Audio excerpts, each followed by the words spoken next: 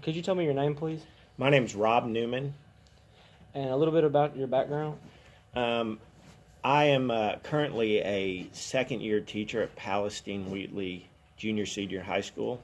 I teach middle school social studies to 8th graders. I also teach a class through the EACC, the community college, on criminal law and procedure.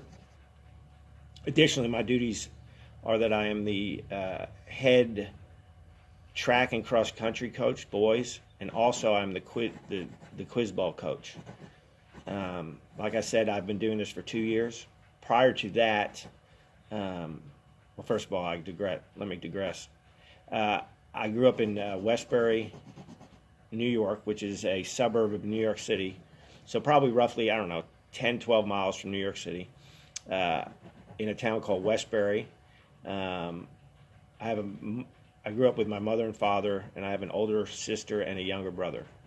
I graduated from Clark High School, and after that I went to the State University of New York at Oneonta in upstate New York, where I got a degree in economics and business.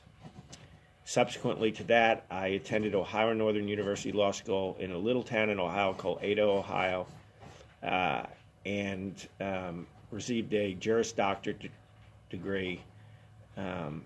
I also spent 6 months studying in Cambridge, England, at Downing College, which was a great experience. So you grew up near New York City. Where were you living during the time of the attack? On the time of 9/11, I was living in Rogers, Arkansas, in northwest Arkansas. I was practicing. I was partner in a law firm.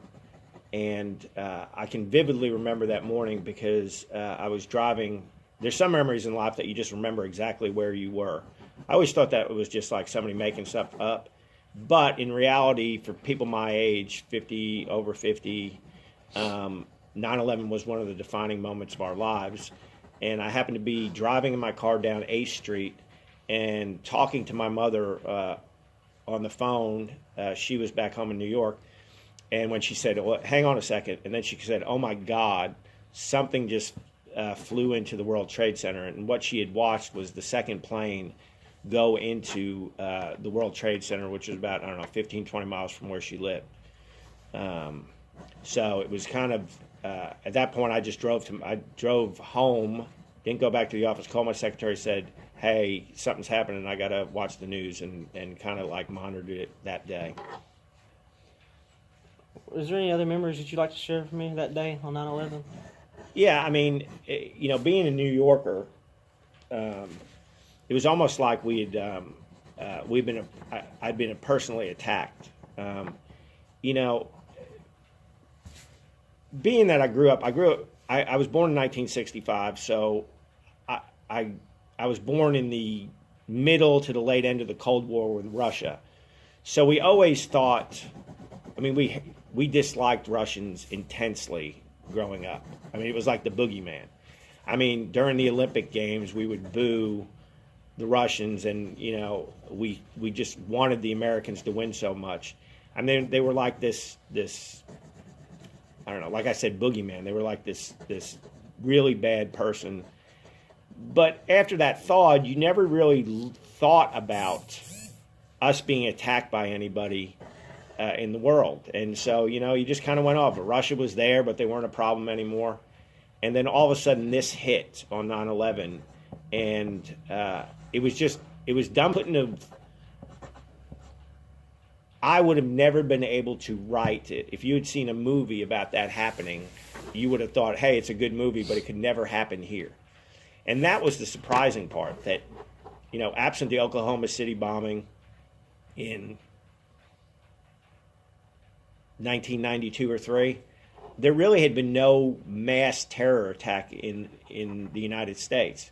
And even that was homegrown domestic terrorists. The fact that these, 12, 13 foreign nationals had figured out how to fly a plane and how to hijack a plane and sneak stuff on board and hijack not one but 4 planes was just a total shock and like a wake-up call, I think, to the way America did business. I mean, we always had, one of our great strengths is we always had two oceans, the Atlantic and Pacific Ocean on both sides. It protected us from this kind of stuff. You always heard about it happening in Europe.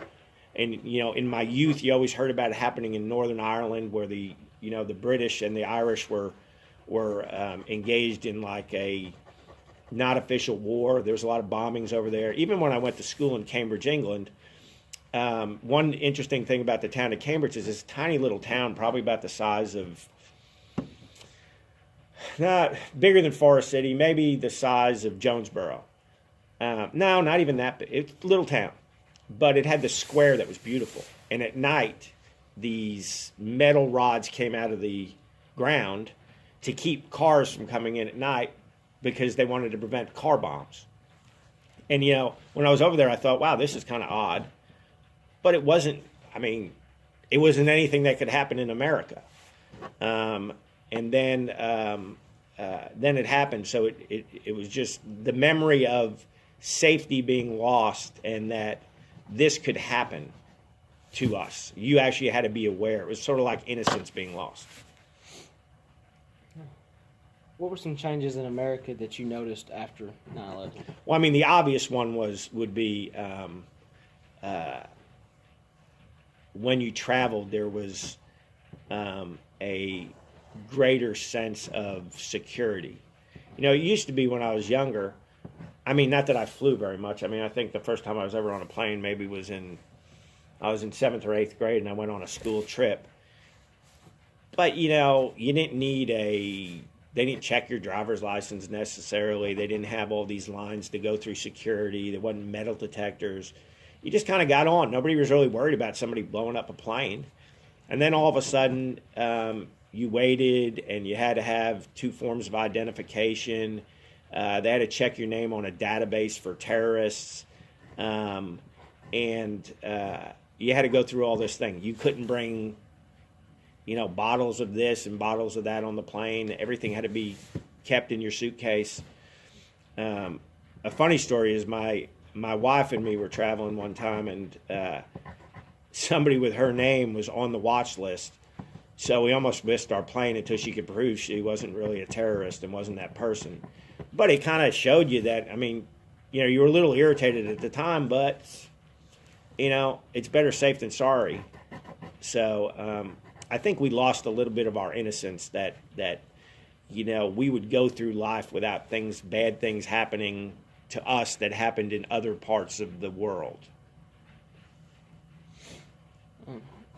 What were some different changes that you noticed in the rest of the world after 9/11? Well, I mean, the obvious one is this. After 9/11, we entered a war in Iraq and eventually Afghanistan that we were going to hunt down these terrorists. So from the perspective of us, I mean, you think about it, in the mid-'70s, we had our military had gotten high because we were worried about Russia. So we had military bases all over the world that were protecting us from Russia during the Cold War. And then we went through this period of time after Reagan was president, when you know, the Berlin Wall came down, and you know, it was almost like it was this huge celebration when communism was finally defeated in Russia, and so our military levels went down. We weren't really engaged in much fighting in the world, and all of a sudden here we are. We're back, and absent the Kuwait, Iraq, we're back over there, and we're at war again. It's on the news all the time, and so the rest of the world, we're projecting into the rest of the world, and you know, I think that there was a rising sentiment for us in the beginning, but then. You know, as we stayed in Afghanistan and Iraq longer, I think some people of the world, venom towards us grew. So it became a little bit of a less welcoming place for Americans, I think. And a lot of that has to do with what we thought. I mean, I think probably a lot less people traveled, stayed home. So, I mean, the world changed too. It became a less safe place, I think. What were some differences between the world that you grew up in and the world that I'm growing up in today? Well, it's kind of weird because growing up, like I said, when I was like in elementary school, we were in the middle of the Cold War, and I lived in one of the biggest cities in the world. Okay, so I mean, if the Russians were going to throw a nuclear bomb, one of them was going to land in New York. So we used to do this thing once a week. It was a nuclear bomb drill.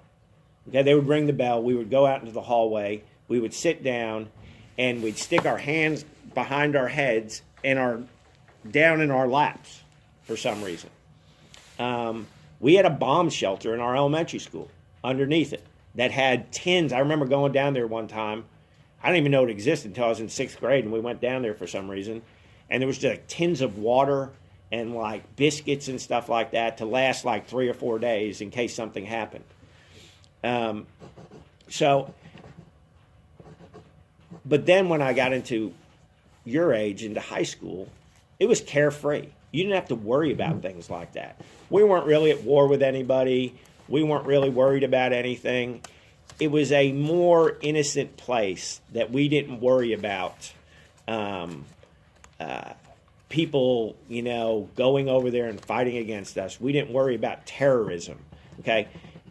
Because I think that when I was a kid, I knew, good night, we're doing these bomb drills, but what are the real chances? I mean, I wasn't a stupid kid, so I thought to myself, who in their right mind would lob a nuclear bomb at us when we have a bunch of nuclear bombs too? So they're basically going to kill themselves as well. But this is you guys have to deal with a little bit scarier thing, because you have to worry about, and our world has to worry about 1 or 2 people, okay? We have to worry about people that ideologically just hate us so much because of what we are. The Russians, you always felt there was a hate, but there was this mutual respect, They were powerful, we were powerful. It was almost like, 2 like roosters, like scruffing I don't know, just kind of showing off a little bit. But now it's a more personal. I guess I never felt like the Russians hated me. Okay, I am sure, and I feel today that there are some people in the world, not knowing me at all, would be glad to kill me just because of that I'm an American. So I think your world is less secure, and it's less, I keep using the word innocent, but it's the best word for it. I mean, you're growing up in a world that you're subjugated to all this hatred for Americans. And hopefully this will change over time. How did this affect your family personally?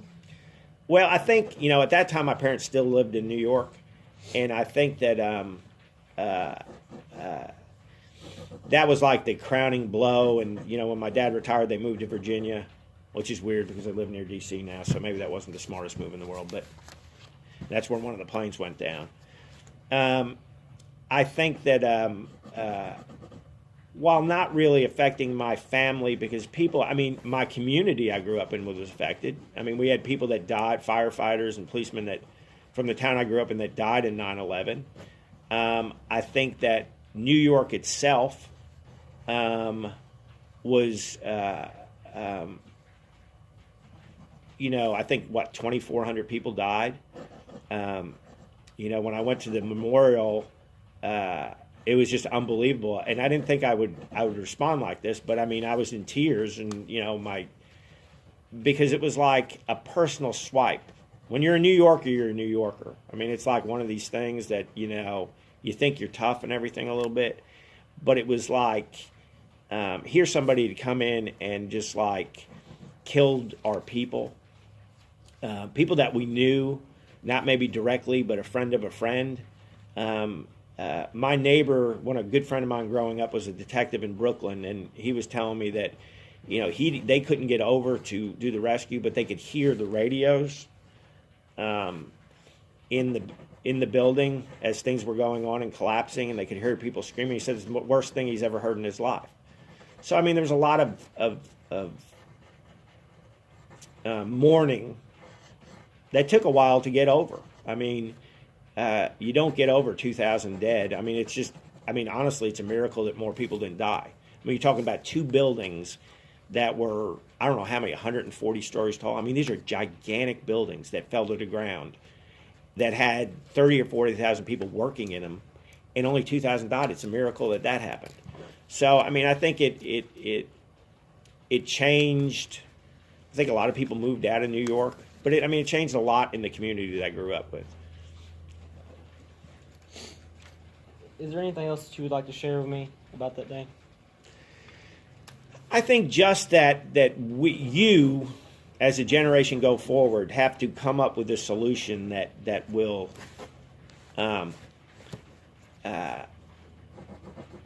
make us safe, that will handle this problem. I mean, you know, the generation before me gave us the Cold War and the hatred with Russia.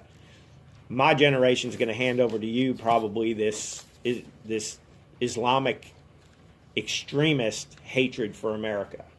Okay? These are the problems that are going to be haunting you as you go forward, and you're going to have to try to solve for your children. So, Thank you. you're welcome.